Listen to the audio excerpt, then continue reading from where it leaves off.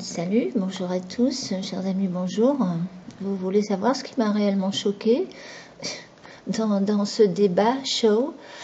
Et je vais un petit peu me démarquer des autres, je vais donner un point de vue d'une mariniste, femme du peuple.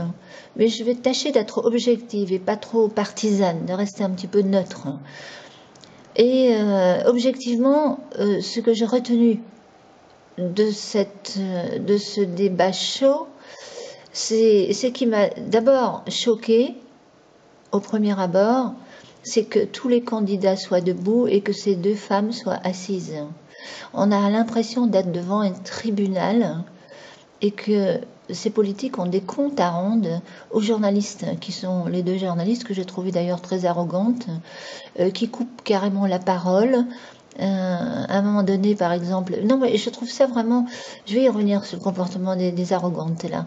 Mais là, déjà, sur cette histoire de comment ils organisent ça, eh bien, moi j'ai l'impression que là, les politiques sont en train de se laisser mener par le bout du nez par les journalistes et ceux qui organisent ces grands débats sur les antennes TV.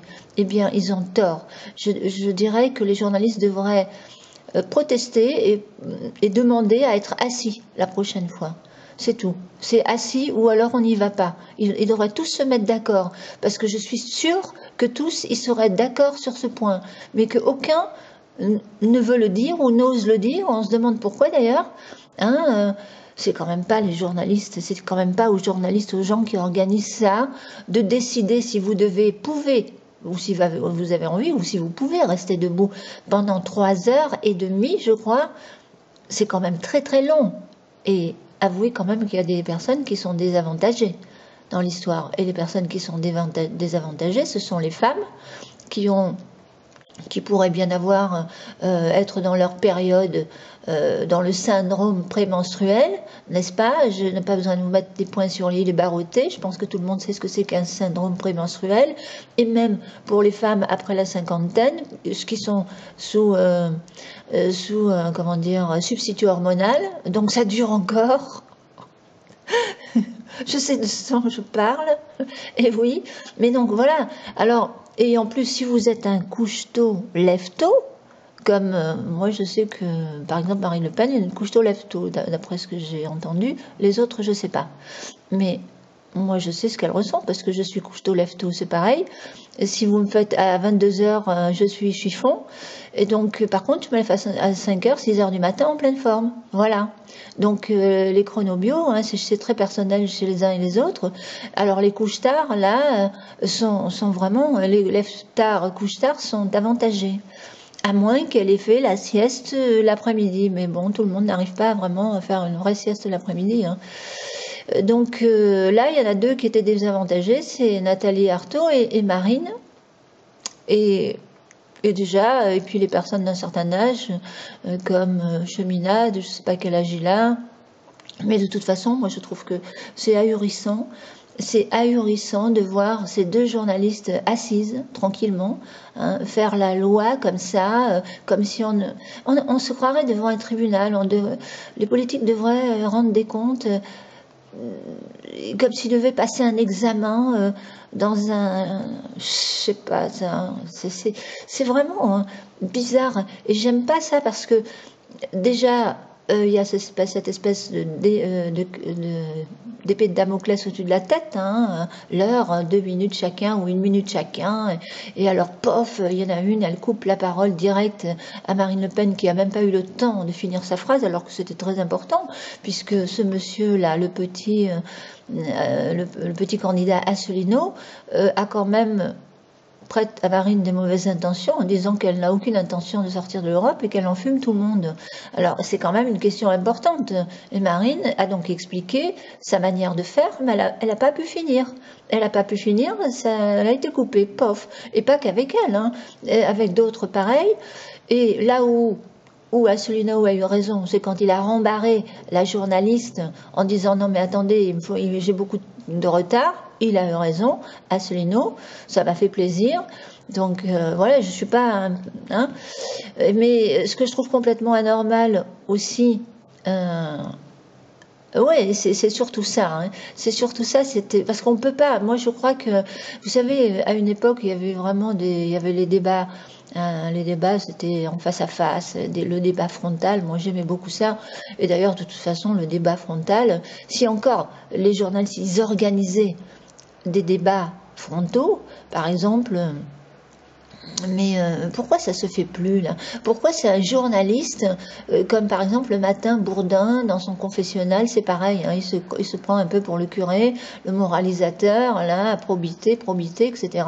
Et on sait très bien qu'il est complètement à gauche et qu'il n'est pas neutre du tout, hein, Bourdin. Il n'est pas neutre, ça se sent qu'il penche complètement à gauche, hein. Et, et donc, il questionne comme ça les candidats en insistant lourdement avec des questions à la noix, toujours les mêmes. Bientôt, ils savent plus quoi inventer comme question. Alors, oui, c'est tirer les verres du nez. Pour qui vous votez? Pour qui? Et vous condamnez ça. Mais d'ailleurs, le vote, pourquoi est-ce qu'il devrait dire pourquoi pour qui ils votent les autres candidats? Parce que normalement, le vote, ça devrait être secret. Ça veut, je sais pas, c'est personnel le vote, hein. Sinon, je sais pas, hein. On se demande encore pourquoi on va dans une urne, on se cache derrière les rideaux, etc. Pourquoi on fait tout ce cinéma? Parce que de toute façon, tout le monde crie sur les toits aujourd'hui pour qui ils votent. Alors, oh. Bon, alors là, ça, je trouve ça aussi un peu ridicule. Au départ, il y a eu donc les présentations, c'est pareil, ça faisait vraiment... je ne sais pas à quoi ça me fait penser. C'est ridicule, parce que tous les candidats sont connus quand même aujourd'hui. Ils n'ont plus besoin de se présenter. Et pourquoi ils sont là? On sait très bien pourquoi ils sont là. Bon, ensuite, qu'est-ce que j'ai remarqué, hein? Bon, bah, moi, je vais rester sur la forme, hein, parce que je vous dis, le programme, tout le monde sait lire sur Internet, écouter les vidéos, il y a les débats, il y a les meetings. Franchement, on a tout ce qu'il faut. J'ai rien appris de particulièrement intéressant hier, hein, que je ne savais déjà. Je veux dire que l'on sait déjà. C'est évident. Donc, mais je suis quand même étonnée que Asselineau, qu'il n'a pas, et les petits candidats, certains auraient dû attaquer beaucoup plus, par exemple Poutou, Artaud, Asselineau, etc. Ils auraient dû attaquer beaucoup plus le Peter Pan. Où est-ce qu'il se trouve, le Peter Pan? Ben oui, c'est vrai que là, où il est, Peter Pan? Peter Pan, où tu es? Ben, je vois pas Peter Pan. Là. Vous savez qui je... Mais c'est dingue ça, je le vois pas. Ah, il est là, Peter Pan. Je le voyais pas, Peter Pan. Et Macron. Macron, j'appelle Peter Pan, je sais pas, je dirais qu'il est dans le syndrome du Peter Pan. Alors lui, enfin le syndrome, oui. Et puis Asselineau, lui, comme il est dans le syndrome du Saint Sauveur, hein, le retour... ça c'est un très grand moraliste, hein. Bon, il dit des choses très intéressantes, apparemment il connaît son code, tous les articles sur les bouts des doigts, hein. Et puis il y tient, hein, c'est très important pour lui. Bon, moi je veux bien, mais bon, à un moment donné, vous savez, le commun du mortel, ça rentre d'un côté, ça sort de l'autre, hein, toutes ces histoires administratives, les articles, etc. Certains trouvent ça vraiment important à savoir. Moi, je pense pas, parce que je pense que Marine Le Pen, Collard et son avocat, la plupart des candidats, ils ont leur avocat, ils connaissent les articles de loi. Et si on doit sortir de l'Europe du Pont-Aignan, c'est pareil. Hein, il connaît sûrement, il connaît les articles de loi. Il sait comment faire pour sortir de l'Union européenne. Et comme l'ont fait les Anglais. Et voilà. Donc, je comprends pas. Oui, je comprends pas du tout Asselineau quand il attaque Marine en lui disant qu'elle est mauvaise foi. Mais bon, allez. Ensuite, qu'est-ce qu'il y a? Bon, ben, les petits candidats. Moi, je vous dis, je suis pas très pour les tout petits candidats. À la limite, quand on fait 5% du Pont-Aignan, il pourrait y être. Mais après, ça devient trop lourd, trop long. Je dirais que les petits candidats, ils auraient intérêt à utiliser le numérique, quoi, sur Internet, hein, parce que c'est là qui montent le plus et qui peuvent monter vraiment et s'exprimer réellement, parce que là, c'est pas bon. Pour eux, ça n'a aucun intérêt. Elle est tout petit, hein, candidat. Une fois qu'ils ont, par exemple, atteint 5-6%, mettons, à ce moment-là, ils se présentent, et ce serait mieux, parce que là, c'est trop. C'est trop, quoi. Moi, j'ai pas envie d'entendre un poutou pendant 15 minutes, alors qu'on sait qu'il sera jamais au deuxième tour, hein, ni Artaud, ni Vassal, ni Asselineau, ni qui encore, enfin les tout petits candidats, quoi. On sait très bien qu'ils seront jamais au deuxième tour, et d'ailleurs ils le savent eux-mêmes aussi, bien sûr, à part un ou deux qui s'y croient, hein, enfin, bon. Allez, soyons logiques, soyons pragmatiques, soyons réalistes quand même. Faut être réaliste, hein, aussi. Hein. C'est bien beau de dire probité, hein, moi je suis saint, pur, sans tache, immaculé, conception, etc. Mais vous savez, un parti parfait, ça n'existe pas. Un monde parfait, ça n'existe pas non plus. Donc moi, ce que j'aurais tenu, ce qui m'a choqué, voilà, c'est ça sur les histoires de positionnement.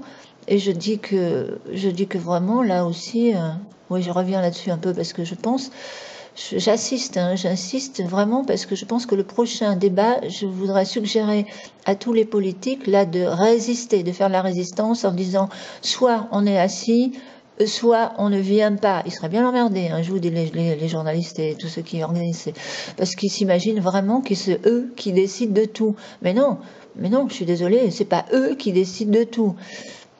Je vois pas pourquoi d'ailleurs, hein, parce que vous savez, hein, non, les politiques, ils ont vraiment leur mot à dire, hein, ils ont qu'à se concerter entre eux. Moi, je suis persuadée qu'ils seraient tous d'accord d'être assis. Ouais, et ce serait quand même normal que s'il faut rester pendant 3 heures là, parce que vous savez, ça aussi, je vous dis, non, c'est pas normal pour moi. Voilà. Alors, résister et revendiquer. J'aimerais bien qu'ils m'entendent. Je sais pas s'ils m'entendront, mais bon. S'ils viendront écouter ma petite vidéo, je sais pas. Ensuite, de toute façon, moi je vous dis, ceux qui m'ont paru le plus, qui s'en sont bien sortis hier, hein, bah, c'est encore une fois Mélenchon, Marine, ou Marine, Mélenchon, Fillon, qui s'en est pas mal sorti. D'ailleurs, il avait un air assez content de lui à la fin du débat. Et malgré le fait qu'on lui a bien collé les bâtons dans les roues et bon, et ceux qui se traînent, donc bon, bref, mais il s'en est pas mal sorti. Et puis qui donc? Mais oui, il est Hamon. Où il est notre Iti? Il est là, le Iti.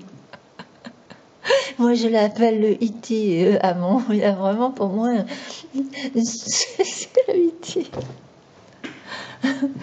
Il me fait penser à Spock dans Star Trek.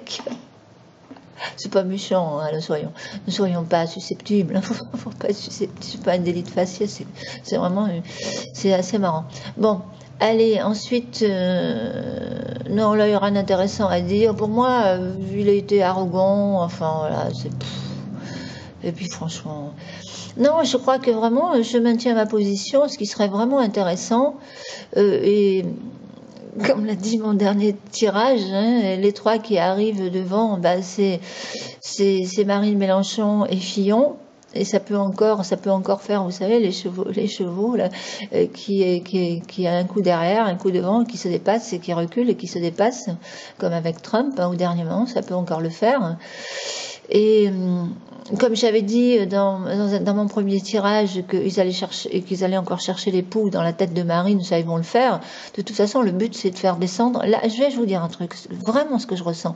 Et d'ailleurs, c'est arrivé parce que ce matin, apparemment, Montaro avait raison parce que ils essayent de bloquer Marine à tout prix. Hein, alors ils essayent de chercher vraiment des dossiers, des trucs. Enfin, ne soyez pas dupes quand même. Hein, qui que ce soit, de toute façon, si c'est Fillon ou Mélenchon ou Marine, ils vont essayer de trouver des trucs pour les faire descendre. Parce que je crois que ce qu'ils ont très peur en ce moment, les ceux du système, c'est que Marine et Mélenchon arrivent au deuxième tour. Ils en ont vraiment très très peur. Ils ont autant peur que ce soit Mélenchon et autant peur que ce soit Marine. Alors ne vous laissez pas avoir, parce que je vous dis, je crois même que les politiques, ceux du système, hein, ils utilisent, surtout les socialistes, ils utilisent les petits candidats qu'ils manipulent pour faire descendre Marine et Mélenchon. Voilà.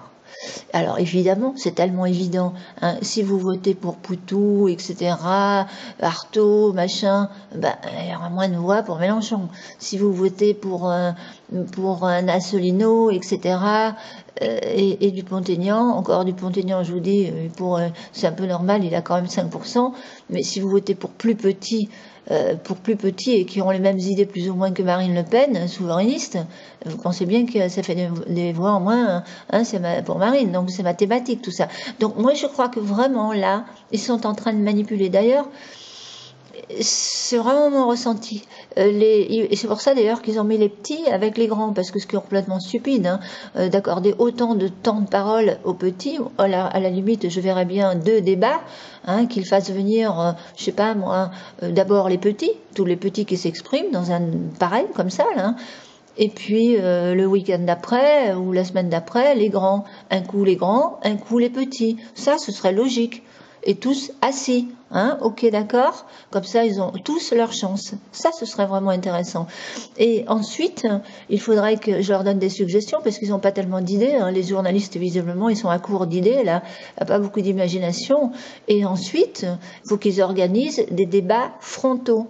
Hein, que ce soit chez Bourdin, à condition que Bourdin ne soit pas là tous les 2 secondes à couper la parole, parce que lui aussi, hein, il a l'art et la manière de couper la parole à tout bout de champ.